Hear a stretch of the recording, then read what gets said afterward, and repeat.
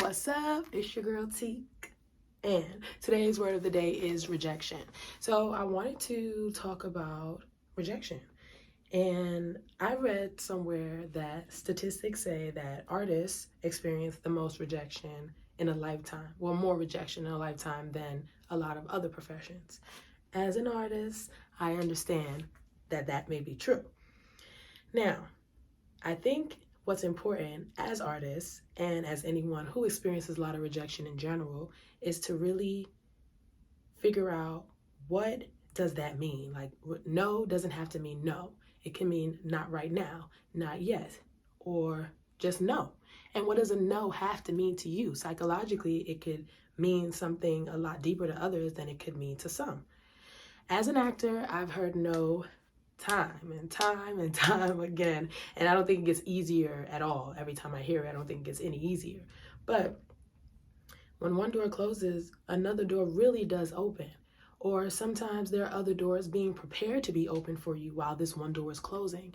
So as the artist, as the person being rejected, we have to learn how to not put so much faith and so much just energy into that word of rejection. Quick story. I booked the show and I came to New York, which I am right now, to film that show. And I ended up spending a few days with family and friends. It was great to catch up, but I was there to work. All of a sudden, the Friday before I'm supposed to go shoot, they tell me they canceled the role. Now, it's a very popular show. I won't say it right now, but it's a very popular show. I was very excited. I was very grateful for the opportunity. And that really broke my spirits and my heart. Now, dealing with rejection hasn't always been easy for me. I've found other ways to escape from my reality, to not deal with those type of things, or not to face them, because facing them seems to be the hard part, or it seemed to be the hard part, until I realized this. It's what I put onto that no. So when they said no, I was thinking, I must suck. I must, they must like to play with me. I must not be that talented. All these negative things kept coming in my head. So a couple days go by, and I find out that I booked an even bigger project than the project I was supposed to film. Can't tell you about neither one of them just yet, but news on the way. But anyway, I found out that. And oh my goodness, I jumped for joy. I praised God. I was just so grateful for that opportunity. But I couldn't forget that feeling of rejection, that feeling of like, ooh, I was, stuck on that for such a long time. Okay, time has passed. I'm getting prepared to come to film the next project in the summer in New York, right? I go back home only for 2 weeks. Oh my God, 2 weeks. 2 weeks. And find out that the same show that canceled the role, they want me now again.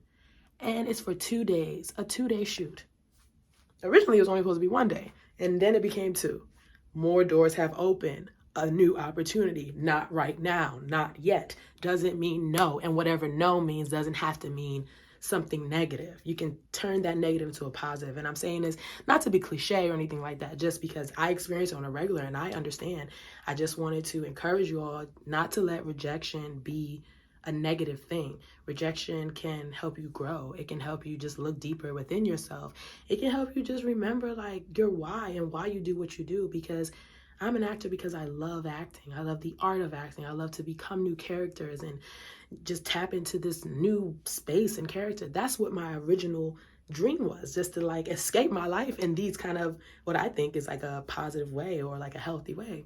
But when I started booking, when it started becoming about the money, when it started becoming about accolades, when it started becoming about competing with my peers, just being honest, because we all, that's just the nature. Like we all are, it's like, dog eat dog in a sense, but that's not what I'm trying to say. Basically like, survival of the fittest. That's what I'm trying to say.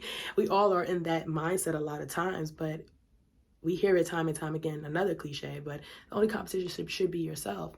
So if I look back on old Atika, I would be like, oh girl, you got called in for this show? Oh girl, you're about to do this with this person? Wow. Loving that and loving that journey. So everything that you prayed for 5 years ago, 3 years ago, maybe even last year, I bet you was happening. So turn that around, look into your life and see the things that you're doing now that you weren't doing. You weren't rejected. You were just put on hold for a second. It was like pausing the movie. But we press and play now, and everything will play out how it's supposed to play out. And God always has a bigger a bigger opportunity waiting for you. Whoever you believe in, God, the universe, whatever, there is always a bigger opportunity waiting. And just because it didn't happen right that minute, right then, you never know.